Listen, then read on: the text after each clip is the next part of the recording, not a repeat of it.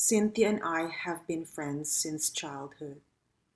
We live just few houses apart on Jusma compound in Fort Bonifacio, Makati, Philippines, when our fathers were active in the military.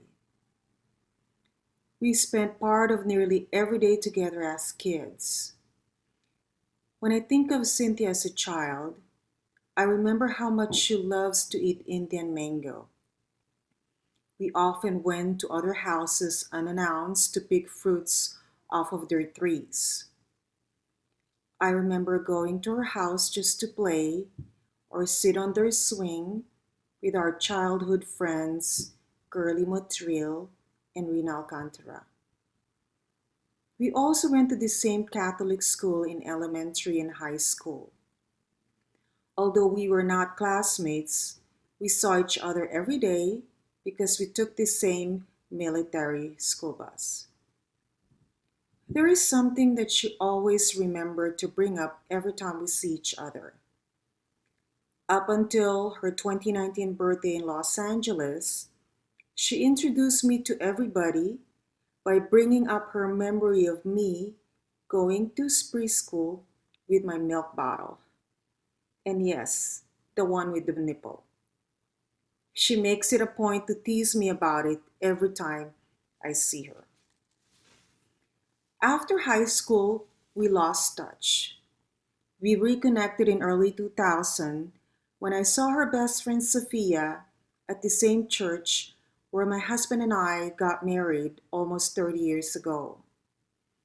I was excited to learn that she was also here in California. Cynthia was very thoughtful. She never failed to call on special occasions such as birthdays. She also sends beautiful Christmas card with personal notes every year, regardless if she's traveling or not. And when she travels, she always brings me back memorabilia such as rosary and religious images. Last year, she organized a monthly rosary prayer via Zoom, and I'm glad I was able to join.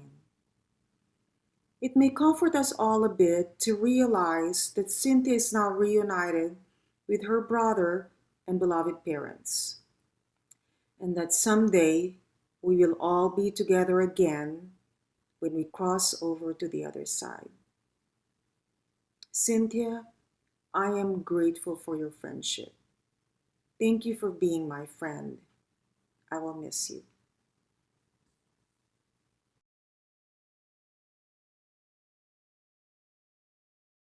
I have been friends with Cynthia or Cinting ever since high school. Even though we went to different school in college, we continued to keep in touch and maintained our friendship. I never thought this day will come that I will be speaking and be sharing my thoughts about Cynthia. I will try my best to maintain my composure, be calm and collected so I don't break down. When Cynthia used to work in SoCal, she stayed at my place. We used to live together. She was like a daughter to my mom. I remember my mom would pack her lunch for work. My mom wanted to make Cynthia feel that she's family. My three sons were very close to their Tita Cynthia. I remember my sons used to tell me, Tita Cynthia is so cool, Mom. Cynthia is the godmother of my 18-year-old son, Noah. She was the very first person to visit me at the hospital when Noah was born on December 8th. She brought me flowers. That's just Cynthia, caring and thoughtful. When she moved to the Bay Area, she never fails to send birthday cards, greeting cards, and other holidays. She would send text messages, and if I don't reply, she would call and ask if I'm getting her text. She likes to organize events, get together, and birthday celebrations. Our last get together was her birthday in August 2019. We had a blast. Sinting lived her life with an infectious enthusiasm and wisdom. She lived her life to the fullest. She was not afraid of traveling alone. She was adventurous, always trying new things. She was religious and spiritual. She was independent and doesn't like being a burden or an inconvenience to anyone. She valued her privacy. She was organized, clever, smart, and her writing skills, keen intelligence, and mental sharpness was admirable. Cynthia was also full of sarcasm, sarcastic laughs, and her clever humor. Teasing people in a playful, funny way can also be annoying and irritating, but you get used to it. That's just Cynthia, and we love her for that. Her strength and bravery are are truly remarkable and an inspiration to all. Thank you for the friendship, Cynthia. You will be missed but not forgotten.